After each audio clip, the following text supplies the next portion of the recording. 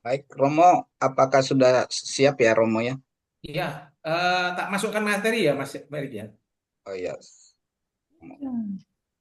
Bentar, materinya. Ini sudah kelihatan nggak Mas Merit? lagi proses Romo. Lagi proses ini.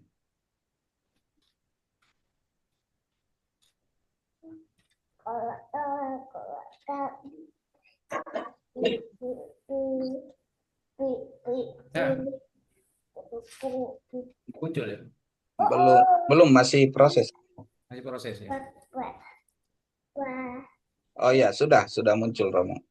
Sudah muncul ya. Ya. Asikuti perikorisi. Begitu ya Romo. Iya ya. Nah, Baik, oke kita mulai dalam doa ya Romo ya. ya silakan. Baik, salam Bapak Ibu, selamat malam. Salam sejahtera bagi kita semua. Kita ada pembelajaran baru ya Bapak Ibu ya. Sebelumnya perkenalkan ya, Romo Timothy ya, beliau ini adalah Romo dan seperti tadi yang di awal ya, beliau dari apa memiliki tali rantai dari gereja mula-mula ya, dari apostol Andreas begitu ya. Jadi kita akan Ya, belajar mengenai teologi gereja mula-mula ya Bapak Ibu ya. Nanti semuanya itu karena teologi gereja mula-mula itu semuanya berbahasa Yunani ya. Ya seperti Alkitab kita Perjanjian Baru bahasa Yunani, jadi teologi dan istilah-istilah lainnya juga nanti berbahasa Yunani ya Bapak Ibu ya. Jadi Bapak Ibu jangan terlalu kaget karena semuanya nanti berbahasa Yunani begitu ya. Baik, Bapak Ibu, sebelum kita mulai, kita bersatu dalam doa. Saya akan pimpin kita satu dalam doa.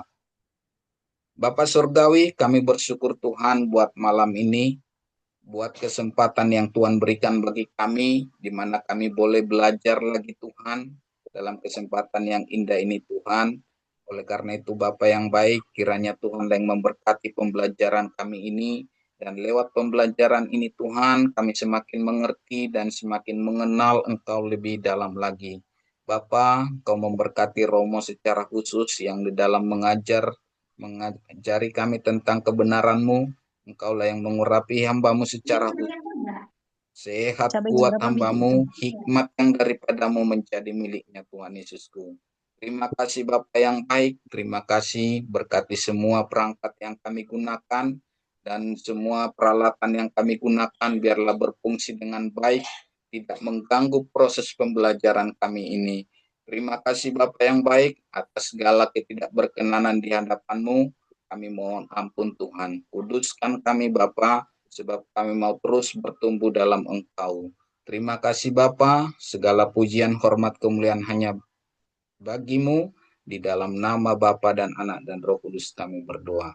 Haleluya. Amin. Amin. Terima kasih. Dan untuk selanjutnya pembelajaran kami persilakan ke Romo. Tuhan memberkati. ya. Bentar, tak besarkan dulu. Ini kelihatan ya, Mas Erik ya.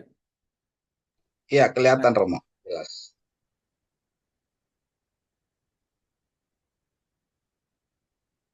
ini.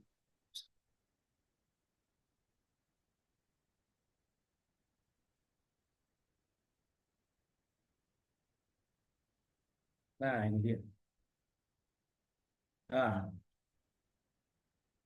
mengenai asingkiti perikorisi jika kita ini tema kita kembali kepada eh, introduksi kita ya, bahwa kalau kita mempelajari teologi ya itu dari kata theos dan logos.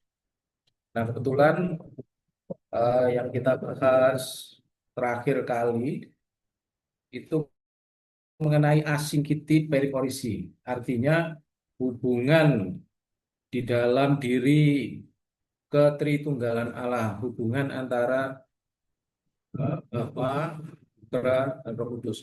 Sebenarnya kita sudah membahas tempo yang lalu masuk ke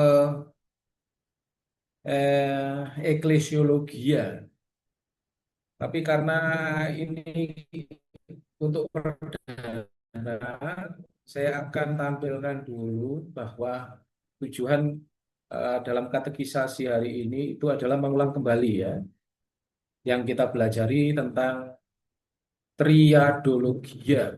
Apa itu triadologia? Bahwa di dalam diri Allah itu ada ketritunggalan, yang mana bagi orang di luar sana itu ditolak, kita ditolak, ya, keyakinan kita ditolak.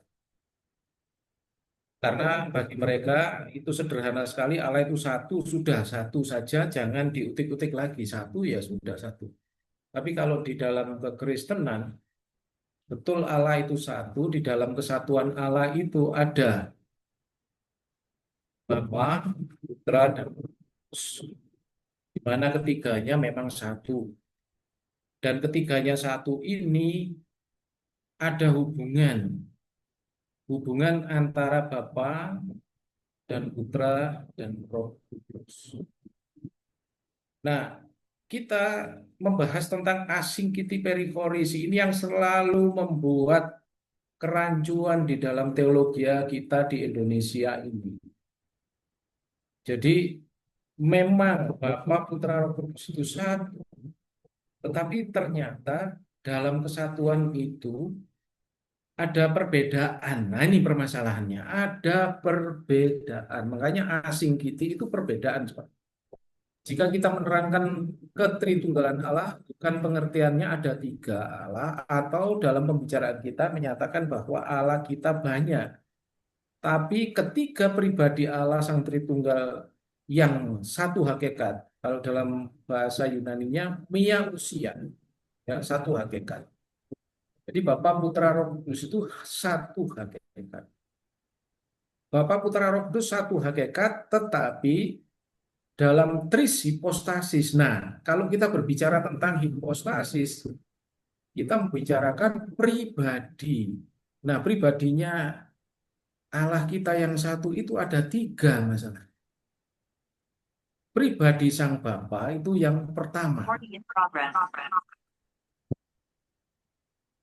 Sang Bapa ini penyebab adanya dua pribadi yang lain, yaitu Sang Putra dan Sang Roh Kudus. Nah, inilah yang disebut asingkiti perihoris. Ini nggak bisa diterjemahkan. Maaf. Pernah saya jelaskan itu bahwa Allah Bapa, Putra, Roh Kudus itu satu tetapi eh, tiga gitu. Ya, satu tetapi tiga, tapi nggak bisa kita mengatakan satu tetapi tiga, itu nggak bisa.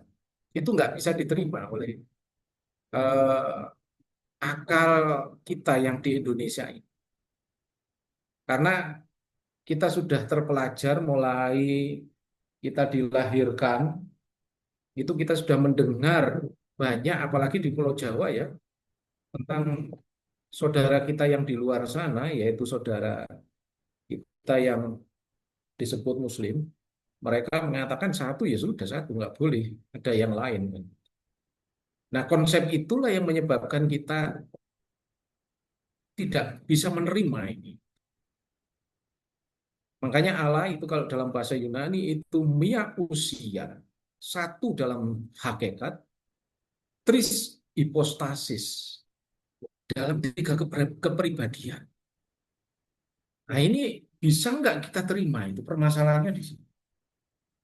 Ini memang kalau kita membahas ketritunggalan Allah itu nggak habis-habisnya ini. Banyak orang yang mengatakan, oh ya seperti itu. Sementara kalau mereka menyanyikan ketiganya yang esa, sering saya dengar ya kalau di gereja-gereja ya Pentakosta itu ketiganya yang esa. Tapi mereka tidak bisa menjelaskan keesaan Allah di mana. Ketiganya di mana. Hari ini kita bahas dan hari ini kita ungkap bahwa ketiganya esa itu adalah asingkiti periporis.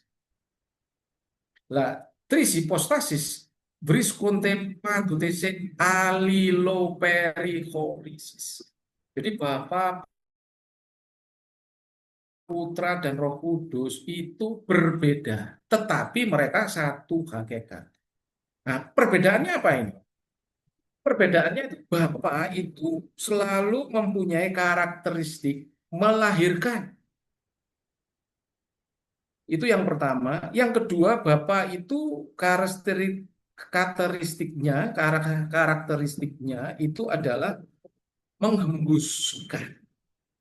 Jadi Bapak itu melahirkan putranya atau firmannya, dan yang kedua menghembuskan rohnya. Nah, ini bisa diterima kan? Kalau melahirkan putranya atau firmannya, ketika Allah menciptakan langit dan bumi, berfirmanlah Allah, kan? Kata berfirmanlah Allah itu dalam bahasa Yunani-nya genithito. Genithito itu artinya terlahirlah firman Allah. Jadi berfirmanlah Allah itu kalau diterjemahkan dalam bahasa Yunani-nya itu adalah genithito, artinya melahirkan. Allah melahirkan firman-Nya untuk menciptakan segala sesuatu.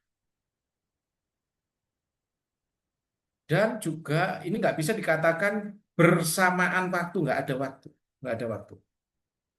Bukan bersamaan waktu, tapi bersamaan juga itu. Ini bukan waktu ya. Mohon maaf karena Allah itu kekal, tidak ada batasan waktu. Bersamaan juga ketika Allah melahirkan firman-Nya, juga menghembuskan rohnya, artinya Allah mengeluarkan rohnya. Jadi firman-Nya rohnya memberikan penghidupan. Jana suci Ignatius Tropeophorus mengatakan ini ibarat ya, ibarat. Bapa menciptakan segala sesuatu itu ada dua tangan. Ini ibarat ya, jangan dikatakan sungguhan. Tangan yang satu itu firman-Nya, tangan yang lainnya itu adalah rohnya. Seperti itu. Yang kedua adalah aliloiparksi. Aliloiparksi artinya ketiganya itu sudah ada. Sebelum segalanya diciptakan sudah ada. Jadi kata sudah ada itu kalau bahasa Yunani disebut uh, anarki. Jadi tidak punya awalan dan tidak punya akhiran. Makanya disebut aliloiparsis. Jadi ketiganya selalu ada. Tidak ada yang lebih dulu, tidak ada yang lebih terakhir. Jadi ada Allah, Sang Bapa, ada Sang Putra, ada Sang selalu seperti itu. Jadi karyanya Allah itu menciptakan itu selalu Bapa, Putra, dan Roh Kudus. Menyelamatkan Bapa, Putra, dan Roh Kudus. Mengakhiri dunia atau dengan kata lain kedatangan Tuhan yang kedua kali yang disebut kiamat itu selalu Bapa, Putra, dan Roh Kudus. Itu selalu seperti itu. Jadi tidak pernah berhenti. Nah, ada pertanyaan, kalau begitu setelah Allah menciptakan, apakah Allah tidak menciptakan? Tetap Allah itu masih menciptakan sampai hari. Buktinya masih ada kelahiran. Entah itu kelahiran manusia, entah itu kelahiran binatang, entah itu kelahiran burung, dan lain sebagainya. Atau bertelurnya ayam, menetasnya ayam, dan lain sebagainya. Itu semuanya Allah tetap menciptakan. Menyelamatkan, apakah Allah menyelamatkan? Tetap menyelamatkan. Sampai hari ini. Jadi keselamatan itu juga diawali Allah, diakhiri oleh Allah. Dan harus Tritunggal. Jadi ada Bapa dan Putra dan Roh Kudus. Kita masuk ke dua. Yohanes dari Damaskus atau Yohanes Damaskinos kalau bahasa Yunani-nya ya, dari Suria. Dalam pendapatnya tentang asingkiti perikorusi bahwa Sang Putra ada di dalam Sang Roh Kudus, Sang Bapa, jadi ada di dalam Roh Kudus dan ada di dalam diri Sang Bapa itu Sang Putra. Kemudian Sang Roh Kudus ada di dalam Sang Bapa dan Sang Putra. Kemudian Sang Bapa ada di dalam Sang Putra dan di dalam Sang Roh Kudus tanpa adanya peleburan. Nah ini, jadi asingkiti perikoresis itu tidak melebur. Mereka satu tapi tidak melebur. Contohnya apa melebur? Contohnya misalnya ada air, ada sirup, ada gula, itu peleburan. Misalnya airnya jernih, sirupnya warnanya merah, gulanya putih, diaduk-aduk, warnanya merah, rasanya manis dan segar dan lain sebagainya. Tidak seperti itu, tidak ada peleburan. Jadi penyatuan antara Sang Bapa, Sang Putra, Sang Roh Kudus itu tidak melebur. Atau percampuran, kalau bahasa Yunaninya anamiksis. Atau persentuhan, sinkisis. Jadi Bapa, Putra, Roh Kudus itu menyatu satu, tapi tidak bersentuhan. Nah ini yang lebih menarik lagi itu tidak adanya sinkisis. Sinkisis itu sentuhan. Makanya artinya asingkitis tidak bersentuhan. Ya, tidak bersentuhan. Bapa, Putra, dan Roh Kudus tidak bersentuhan.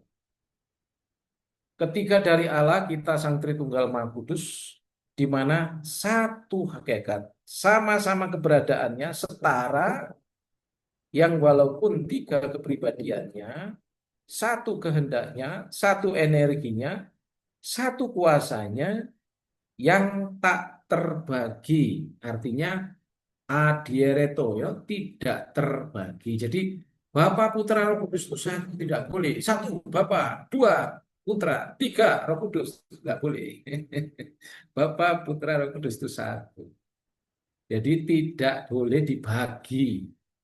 Makanya disebut adiereto, tidak dibagi. Satu hakikat keberadaannya, satu kealahan. Kesimpulan, satu Allah kita, Allah dan firman-Nya dan rohnya. Atau Bapa dan Putranya dan rohnya. Satu. Tiap pribadi dari Sang Tritunggal Maha Kudus sempurna. Jadi Bapa sempurna, Putra sempurna, Roh Kudus sempurna. Walaupun ada ketidaksamaan. Nah ini yang disebut asingkiti perikoresis itu tidak ada kesamaan.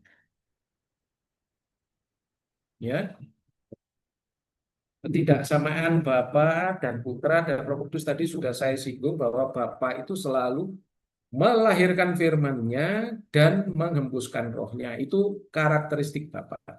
Kalau karakteristik Sang Putra bagaimana? Perbedaannya dengan Sang Putra. Sang Putra selalu dilahirkan, ini karakteristiknya. Dan yang kedua apa? Lahir dari Sang Bapa. Jadi dilahirkan dan lahir. Lalu Sang Roh Kudus gimana? Sang Roh Kudus itu dihembuskan dan hembus dari Sang Bapa. Makanya Roh Kudus disebut juga nafasnya Allah yang memberi kehidupan dalam diri Allah dan memberi kehidupan semua manusia. Jadi semua manusia dan semua ciptaan itu hidupnya dari Roh Kudus, nafasnya dari Roh Kudus. Makanya ketika Adam diciptakan, maka dihembuskanlah roh Allah ke dalam diri Adam sehingga Adam disebut makhluk yang hidup. Jadi Adam tidak bisa disebut makhluk hidup sebelum ada hembusan dari roh kudus. Satu Allah dalam tiga pribadi, kepribadian Allah kita satu kesatuan dalam hakikatnya atau mia usia tris hipostasis. Jadi semuanya itu yang kita bahas hari ini adalah mia usia tris hipostasis. Siapa yang mencetuskan mia usia tris hipostasis ini adalah hasil dari konsili yang pertama di Nikea, Witinia, ketika gereja menghadapi bidat Arius. Jadi Arius waktu itu menolak bahwa Sang Firman Allah itu eh, tidak tercipta, ya. Tetapi bagi Arius Firman Allah tercipta. Nah, makanya dari pihak Arius mengatakan bahwa Firman Allah itu kalau dalam bahasa Yunaninya disebutkan tidak sehakikat, tidak sehakikat, ya, tidak sehakikat itu mi usia, jadi tidak dari tidak sehakikat ini akhirnya Sang Firman Allah disebut cipta, ya. Makanya Bapak Gereja waktu itu berkumpul dan disponsori oleh Kaisar Agung Konstantinus karena kaisar yang pertama yang memeluk agama Kristen Ortodok itu adalah Konstantinus Agung yang memberikan satu tempat di Nikea. Nikea itu dari kata Nikea itu kemenangan, ya. Nikea Bitinia, jadi kota kemenangan di mana ketika Konstantinus melawan Jerman, melawan Maxentius, di sana menanglah si Konstantinus, akhirnya mendirikan kota kemenangan yang namanya Nikea. Di Nikea inilah sidang sinode pertama Gereja Ortodok untuk mencetuskan mia usia tris hipostasis. Jadi memang susah, ya, bagi kita yang tidak mengetahui tentang sejarah mengapa adanya keputusan dari sidang sinode yang pertama bahwa Allah itu Tritunggal. Itu dimulai adanya bidat Arius. Karena mengapa? Arius itu adalah seorang presbiter atau seorang romo, guru besar yang menguasai teologi dan filsafat di zaman itu, dan kebetulan para muridnya itu adalah para bapak gereja, Agius Athanasius, juga Nikolaus dari Smyrna, Agius Nikolaus dari Smyrna, itu semuanya petinggi-petinggi gereja atau uskup-uskup gereja. Tetapi dengan sidang sinode ini menetapkan bahwa Arius itu disebut pengajar bidat yang pertama di gereja. Karena menolak akan kekekalan daripada firman Allah atau pribadi dari Sang Tritunggal Maha Kudus. Jadi bagi Arius, firman Allah tidak dilahirkan oleh Sang Bapa, tapi diciptakan, ya, diciptakan. Kalau bahasa Yunaninya diciptakan itu tiakto, ya, diciptakan. dibikin atau diciptakan. Tetapi bagi gereja, firman Allah itu genito. Genito artinya dilahirkan. Nah, ini bedanya. Ada perbedaan berat pendapatnya Arius itu agenito atau fiakto ya. Agenito itu tidak dilahirkan atau fiakto itu ciptaan, bikinan. Sedangkan gereja mengatakan firman Allah itu genito, terlahir atau lahir. Mungkin dari sini dulu saya eh, break dulu. Mungkin kita akan bisa berkolaborasi untuk memahami satu persatu tentang asingkito, asingkiti perikoresis itu ya. Jadi bahwa di dalam diri sang Tritunggal walaupun satu yang ada tiga kepribadian, di mana ketiga kepribadian itu tidak sama, walaupun tidak sama, tapi satu hakikat, walaupun satu hakikat, tidak adanya peleburan, tidak adanya percampuran, dan tidak terbagi. Ini adalah keputusan sidang sinode yang pertama di Nikeia Bitinia oleh para bapak gereja yang disponsori oleh Kaisar Agung Konstantinus. Ya, saya kembalikan pada Mas Eriks. Oke, baik Romo, terima kasih buat penjelasannya. Ini memang salah satu pembelajaran yang baru bagi kami ya, Romo. Terima kasih. Baik, Bapak Ibu, rekan-rekan sekalian, mungkin ada Bapak Ibu yang mau bertanya mengenai pembelajaran kita malam ini. Kami persilakan, Bapak Ibu. Mungkin ada yang mau bertanya. Mungkin Pak Haris ya, Pak Haris. Silakan Pak Haris.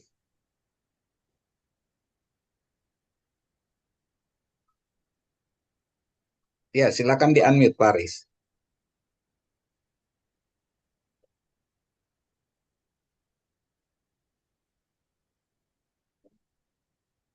Ya, bisa Pak Haris? Oh, tapi sudah saya buka kok, Pak Haris.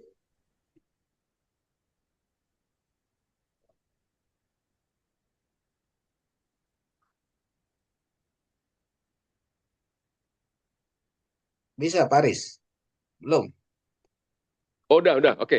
Iya, Iya, silakan Pak Haris. Baru nanti Pak Alfonsus. Iya, silakan Pak Haris. iya. Salam Romo, terima kasih Pak Erikson. Iya, makasih. Ya, Eh, silakan, Pak. Menarik sekali materi yang disampaikan Romo. Cuman dalam saya agak sedikit tertelisik gitu ya Pak tentang pada hakikatnya tidak sama, tetapi tidak bisa dilebur. Dalam kesempurnaannya ketritunggalan itu tidak bisa dipisahkan. Nah, dari sudut pandang apa kalau dinyatakan bahwa hakikatnya tidak sama, Romo? Apakah karena masing-masing mendapatkan katakanlah eh, Allah Bapa, Allah Putra, Allah Roh Kudus itu dalam kapasitasnya diukur dari situkah atau karena memang masing-masing sudah mendapat bagian? Mungkin itu Romo, terima kasih. Ya, saya tidak mengatakan perbedaan hakikat, perbedaan pribadi. Jadi yang usia itu Pribadi-pribadi. satu hakikat, Ya, tetapi ada perbedaan pribadi antara Bapa, Putra, Roh Kudus. Tetapi walaupun ada perbedaan pribadi, ketiganya itu satu, ya satu hakikat. satu. Jadi hakikatnya tetap satu, bukan tiga hakikatnya. Perbedaan hakikat enggak, tetap satu Iya. hakikat dalam tiga pribadi, di mana pribadi itu berbeda. Makanya disebut asingkiti perichorisi. Artinya walaupun berbeda, tetapi tidak terpisahkan. Makanya disebut achoristos tadi. Hmm. Yang kedua, tidak tercampur baur, ya, tidak tercampur baur atau mix tadi ya, yang sudah kita bahas tadi. Dan yang ketiga tidak bisa terbagi, ada tiga. Gitu. Hmm. Jadi ada empat, sorry. Yang terakhirnya sinkisi atau asingkito, tidak bersentuhan Hmm. di sana. Iya. Mengapa seperti itu? Untuk menjawab tuduhan Arius bahwa sang putra dan sang bapak itu tidak sehakikat. Oh. Hmm. Itu pendapatnya Arius, tidak Iya. sehakikat. Hakikat sang bapak itu gaib, sedangkan hakikatnya sang putra itu terlahir, artinya bahasa Yunaninya itu ili, ada bahannya, ada bahan. Hmm. Jadi tercipta itu bahan. Yang menciptakan adalah sang bapak. Sedangkan Iya. gereja mengatakan bahwa sang putra atau sang firman itu genito. Genito artinya terlahir dari sang bapak, artinya sehakikat dengan sang bapak. Kata Hmm. lahir di sini bukan berarti ada hubungan seksual, ya enggak ada. Yang terlahir itu artinya ada bagian, satu bagian di dalam diri sang bapak itu, bahwa sang bapak dan sang putra itu sebagian. Sebagian, Hmm. jadi satu bagian. Hmm. Bagian. Jadi sang bapak itu satu hakikat, sang putra ya satu hakikat. Jadi hakikat yang sang bapak, sang putra itu satu, ditambah satu yaitu Roh Kudus, ketiganya itu mempunyai satu hakikat. Makanya tidak bisa dikatakan satu bapa, dua putra, tiga Roh Kudus. Tidak bisa tiga. Karena sudah disebut tak terbagi atau adiereto. Iya. Ini menjawab siapa? Menjawab Arius. Iya. Karena Arius guru besar waktu itu, sehingga Arius mempunyai satu kesimpulan bahwa ada kalanya sang firman itu ada mulanya, itu ada mulanya. Sebenarnya sang firman tidak ada mulanya. Disebut anarki, tidak ada mulanya. Anarki, arhi itu yang bermula, an itu tidak. Jadi tidak ada mula. Hmm. Seperti itu. Iya. Makanya di sini ada perbedaan yang ditanyakan oleh Pak Haris tadi, bahwa perbedaannya sudah saya jelaskan, yaitu bahwa karakteristik sang bapa itu melahirkan dan mengembuskan. Iya. Hmm.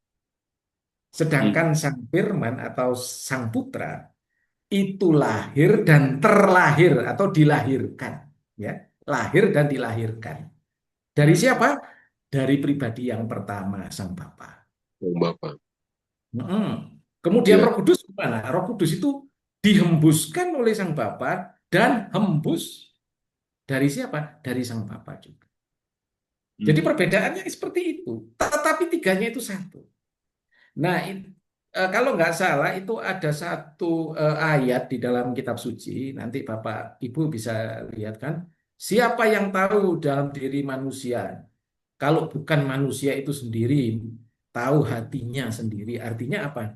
Bahwa manusia itu sebenarnya mengetahui dirinya sendiri melalui hatinya sendiri. Jadi ada satu dialog antara dirinya dengan hatinya. Nah, demikian juga di dalam diri Sang Tritunggal Maha Kudus ada dialog antara Bapa, Putra, dan Roh Kudus. Cuman bedanya manusia tidak mempunyai tiga pribadi, hanya satu pribadi manusia. Hakikatnya ya Hmm. manusia, pribadinya satu. Tapi beda Iya. dengan Allah. Allah yang hakikatnya satu, tapi pribadinya tiga. Itu permasalahan besar yang sampai hari ini belum bisa diselesaikan oleh para teolog di seluruh dunia. Tapi bagi Bapak Gereja sudah terselesaikan. Jadi Bapak Gereja mengatakan Allah itu dunia usia trishipostasis, selesai sudah. Bahwa Allah itu adalah satu hakikat dalam tiga kepribadian. Atau dibalik, tiga kepribadian dalam satu hakikat. Hmm. Seperti itu, Pak Haris. Iya. Terima kasih, Romo. Ya, Iya. Ya. Terima kasih Pak Aris, cukup menjawab ya Pak Aris. Ya. Iya. Terima Baik, kasih. ya. Selanjutnya pertanyaan berikutnya ke Pak Alfonsus. Silakan Pak Alfonsus. Evlogite Romo, selamat malam semuanya. Di ya, sini Saya ada 3 pertanyaan, Romo. Mohon maaf, Silakan, Alfonso. memang mantan ebionit jadi agak rancu, Romo. Iya, enggak Ini apa-apa, silakan. pertanyaan pertama, itu apa bedanya antara Roh Kudus dengan Roh Allah? Pertanyaan kedua, jika Allah adalah roh, lantas Roh Kudus ini apa, Romo? Lalu pertanyaan ketiga, bagaimana jika ada yang mengatakan bahwa Roh Kudus hanyalah daya kuasa? Itu, Romo. Terima kasih. Ya, pertanyaan yang sangat menarik. Jadi, Roh Kudus itu ya rohnya Allah. Roh Allah ya Roh Kudus. Itu sinonim. Itu pertanyaan yang satu, dua sudah terjawab ya. Allah itu roh. Ya memang Allah itu roh. Roh itu artinya tidak nampak, tidak bisa dilihat oleh mata telanjang, tidak bisa dipegang. Kalau bahasa Yunaninya apiastos, tidak bisa dipegang, tidak bisa dipeluk. Anggalya, ada annya, tidak bisa dipeluk. Anggalya itu pelukan ya, tidak bisa dipeluk. Tidak bisa dicium, baunya kayak apa. Tidak bisa dirasakan rasanya apa. Tapi ada, ya. Makanya Allah Sang Bapa itu roh, artinya tidak bisa dilihat, tidak bisa dipegang, tidak bisa dipeluk, tidak bisa dirasakan, tidak bisa dicium, dan lain sebagainya. Demikian juga Sang Putra itu roh juga, tidak bisa dipeluk, tidak bisa dipegang, dan lain sebagainya. Dan Roh Kudus juga sama, itu juga roh. Gitu. Artinya gaib, gaib tidak bisa disentuh hakikatnya. Nah, kalau ada pertanyaan hakikatnya Allah itu apa, yang bisa menjawab orang Jawa mengatakan embuh. Nggak tahu, jadi nggak bisa. Hanya yang bisa kita cetuskan di dalam membahas Allah itu adalah harus ada pengakuan, yaitu pengakuan iman. Makanya dalam gereja kita ada pengakuan iman, ada 12 pengakuan iman Nikea. Jadi ketika ada sidang sinode yang pertama membahas Hidat Arius, itu dicetuskanlah pengakuan iman. Yang pertama percaya kepada Sang Tritunggal, yang kedua percaya kepada Sang Putra, dan Sang Roh Kudus, percaya pada gerejanya, percaya adanya akhir zaman, dan percaya akan adanya kebangkitan tubuh atau kebangkitan dan lain sebagainya. Nah, dari ketritunggalan Allah itu satu pribadi Allah yang menjelma menjadi manusia, yaitu Sang Firman. Ketika Sang Firman itu menjelma, maka menjelma menjadi manusia, maka kemanusiaan ini loh, kemanusiaan Sang Firman, bukan Sang Firmannya. Kemanusiaan Sang Firman itu bisa dicium, bisa dipeluk, bisa dirasakan. Oh, ternyata orangnya penuh welas asih, penuh cinta kasih, orang lumpuh disembuhkan, bisa berjalan, orang yang kena kusta ditahirkan, dan lain sebagainya, dan lain sebagainya, dan lain sebagainya.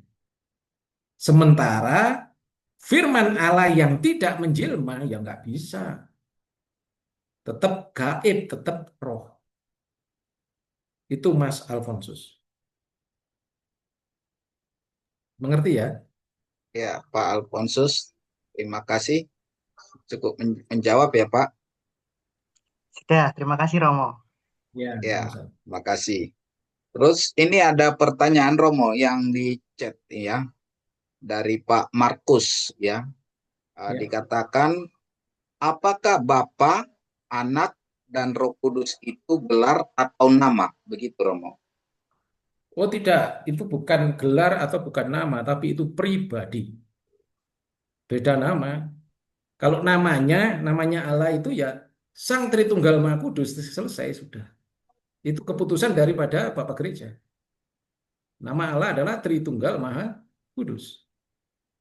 Ya Bapa, Putra, dan Roh Kudus itu namanya Allah. Dan namanya Allah itu sang Bapa, ya. Dan di dalam diri sang Bapa ada sang Putra dan ada sang Roh Kudus. Selalu itu nama-namanya. Tetapi ini kita tidak membahas nama, ini namanya pribadi ya. Pribadi itu memang di dalam pribadi ada nama memang. Nama sang Bapa, nama sang Putra, nama sang Roh Kudus. Tapi nama jangan dimasukkan di dalam diri Allah. Beda namanya manusia, beda namanya Allah. Bahkan di orang-orang Yahudi juga mengatakan nama Allah itu ketakutan mereka. Ya, maka mereka menamakan Yahweh. Yahweh itu bukan nama sebenarnya. Yahweh itu Tuhan. Ya, jadi ketakutan mereka menggunakan nama. Jadi istilahnya Allah itu maha kuasa dan lain sebagainya. Kembali kepada Mas Alfonsus tadi, bahwa Allah yang di sini itu Allah yang gaib, yang tidak bernama sebenarnya. Persis yang disampaikan oleh si Rasul Paulus ketika menginjil di Athena. Di Athena kan ditanyai oleh di Kisah Para Rasul, lalu siapa nama Allahmu? Karena bagi orang Yunani nama Allah itu ada 12. Zeus, Ira, Hercules, Afrodit, Athena dan sebagainya, ada 12 Allah mereka. Nah, ketika ditanya Rasul Paulus, siapa nama Allahmu? Rasul Paulus mengatakan Allah yang tidak dikenal. Sebenarnya Allah yang tidak dikenal itu pernah disampaikan oleh Sokrates. Sehingga Sokrates dihukum mati, digergaji menjadi 2 di perutnya. Gara-gara Sokrates mengatakan ke-12 Allah itu, ke-12 Theos, ya Theos kalau bahasa Yunani-nya Theos, ke-12 Allah itu bukan Allah. Sokrates mengatakan ada Allah yang lebih hebat dari 12 itu adalah Allah yang tidak dikenal, artinya Allah yang misteri, yang tidak bernama istilahnya, yang tidak bernama. Nah, seperti itu. Tidak bernama. Dan akhirnya Sokrates ditangkap, dibunuh, digergaji menjadi 2 bagian. Tetapi ketika Sokrates didatangi oleh murid-muridnya, sudahlah Sokrates, bicaralah, sudah ngakulah, Allah itu 12, sudah kamu nggak akan dibunuh. Tapi Sokrates mengatakan, aku dilahirkan laki-laki, maka aku pun mati sebagai laki-laki. Nah, makanya orang Yunani mengatakan bahwa Sokrates adalah satu-satunya tokoh filsafat yang mengerti teognosia.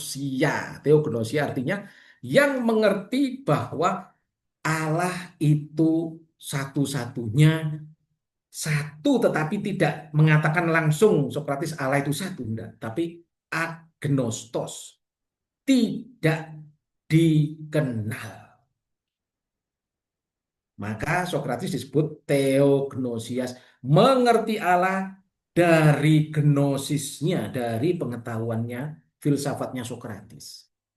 Dengan demikian Sokrates dikatakan mengimani Allah yang esa. Ini bagi orang Yunani. Makanya oleh Rasul Paulus dikutip itu kata-kata Sokrates itu. Allah itu tidak dikenal dan ada yang percaya waktu itu, yaitu Dionysius Areopagitu. Dan Dionysius Areopagitu, apa itu Areopagitu itu? Areopagitu itu adalah para pengacara yang mempunyai sertifikat dari negara. Makanya disebut Areopagitu. Jadi pengacara itu si Dionysius itu, yang percaya. Dan akhirnya Dionysius itu menjadi bishop yang pertama di Athena. Sampai matinya pun dibunuh dia, ya, dibunuh oleh kaum yang disebut paganisme karena menyembah 12 Allah atau menyembah banyak Allah, disebut paganisme. Nah, aliran paganisme ada di Indonesia banyak. Ada yang penyembah Semar, ada penyembah siapa itu Krishna, ada penyembah dan sebagainya, ya. Termasuk agama Hindu itu disebut pagan karena semuanya mempunyai banyak Tuhan ya, banyak Tuhan yang dituhankan oleh mereka. Mungkin seperti itu jawaban saya. Oke, makasih Romo. Terus ini satu lagi dari Pak Markus juga. Beliau mengatakan, apakah Tritunggal ada di Alkitab begitu? Tidak, memang tidak ada di Alkitab, tetapi ada pernyataan di dalam Matius 28 ketika Tuhan Yesus memberikan satu amanat agung kepada para muridnya, yaitu memberitakan Injil dan disuruh membaptiskan di dalam nama Bapa, Putra, dan Roh Kudus. Jadi nama Sang Tritunggal Maha Kudus. Bapa, Putra, Roh Kudus. Inilah oleh Bapak Gereja disebut Sang Tritunggal Maha Kudus. Bukan satu nama, itu hanya nama Allah Bapa aja. Tapi dalam nama artinya satu nama, Bapa, Putra, Roh Kudus itu satu. Makanya kalau ditanya, siapa nama Allah kita? Ya Bapa, ya Putra, ya Roh Kudus satu. Lah apa itu? Dicetuskanlah oleh Bapak Gereja. Sang Tritunggal Maha Kudus. Jadi memang nggak ada di dalam pernyataan di dalam Alkitab bahwa Allah itu Tritunggal Maha Kudus. Enggak. Karena nggak bisa. Karena ini loh, terlahirlah Mia Usia Trisipostasis ini. Ya, ini ya. Mia Usia Trisipostasis ini. Mia Usia Trisipostasis. Satu hakikat dalam tiga kepribadian. Lah apa itu Mia Usia Trispostasis? Ya Tritunggal Maha Kudus, sudah selesai. Tritunggal artinya tri itu tiga, tunggal, tiga tunggal. Tiga satu istilahnya. Tiga tetapi satu, satu tetapi tiga gitu loh. Dibolak-balik, satu, tiga, tiga, satu gitu. Dibolak-balik seperti itu. Ya memang itu filsafat, nggak bisa kita katakan, oh Tritunggal itu bukan Allah dan sebagainya. Ya silahkan saja. Tapi